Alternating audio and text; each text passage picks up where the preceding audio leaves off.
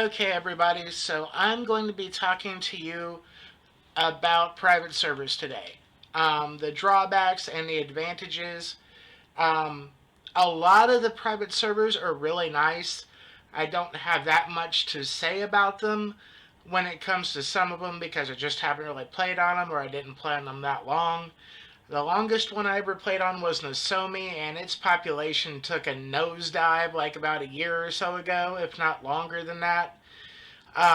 He made custom content in his. I tried Eden, I've tried Wings, and I've tried a couple other ones. My main issue is I like retail's quality of life add ons. So, trust NPCs, teleport warps, stuff like that.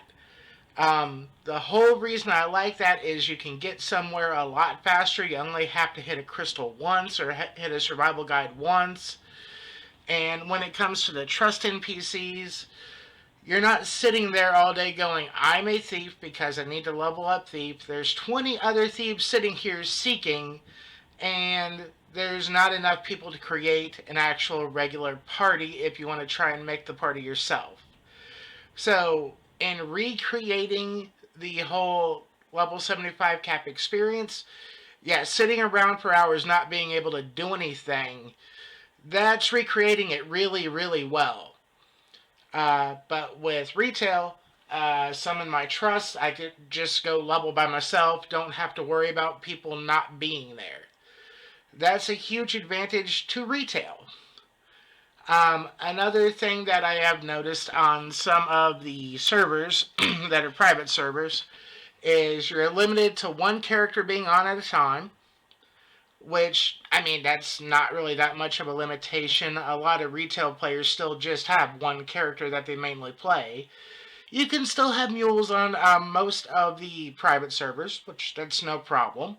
Um, some of the private servers, if someone walks up and heals you and they take hate away, then you don't gain any XP or you get like 10 or 11, maybe 20 XP, and it destroys your XP. So you can't have a power leveler sitting there healing you and taking hate.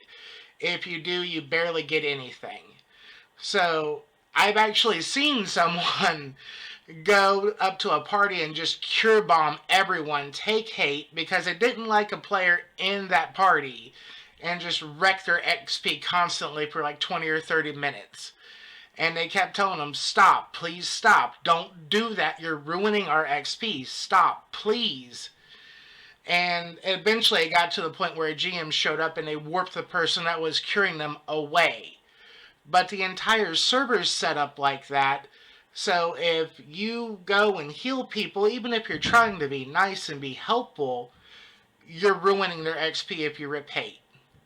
You're basically wasting their time.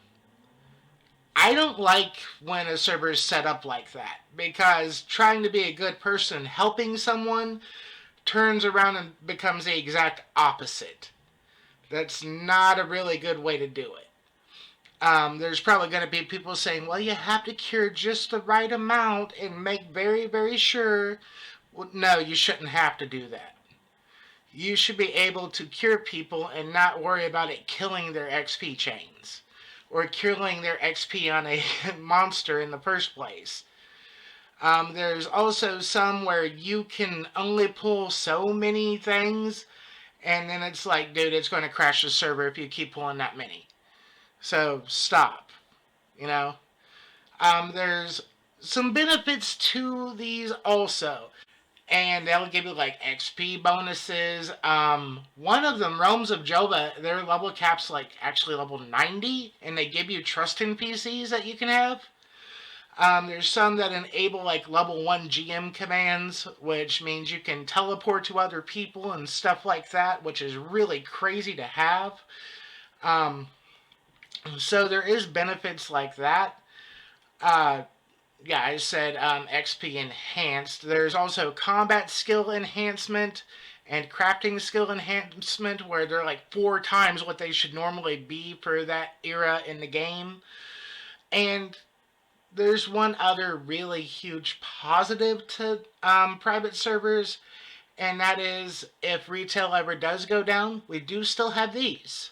They will be out there and you can still play them, which that's awesome. I absolutely adore you guys for doing that. But I don't think retail is going anywhere anytime soon. They've just been pumping out more and more um, content and resurgence lately. I think even someone was saying they were thinking of doing a Final Fantasy 11 remastered. So I don't think 11's actually going anywhere. But having these as a backup, or if you just like playing in the 75 cap era, totally fine with it. I just, I named off some negatives there, but there is some positives, like the community is really nice in a lot of these places. People are very helpful. I just didn't like some of the issues that came along with, you can't heal other people, you can't really teleport anywhere very easily. XP also in some of these is tuned back to what it was when it was 75 cap in like 2005, 2006. And it can take you over like a couple hours just to get level 10. There's some things that actually do need adjusted with that. I'm not the owner of a private server. If you want to do it that way, that's fine. And if you're a player that enjoys it, more power to you. But I would pull my hair out if I'm sitting there for like 2 or 3 hours just to get to level 10. That's a bit excessive. So overall, there are some drawbacks to private servers, but they have their positive too. The community, they're there as a backup in case anything ever goes wrong. Some of them have custom content. Some of them have redone Abyssia completely for that level 90 cap Realms of Joba one. And they even give you trust NPCs.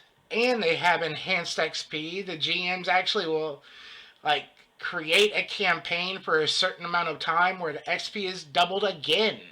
They really do have some good things that they can do. That's my thoughts on it, and please give me your feedback. I'll enjoy reading what you got to say. Have a good one, everybody.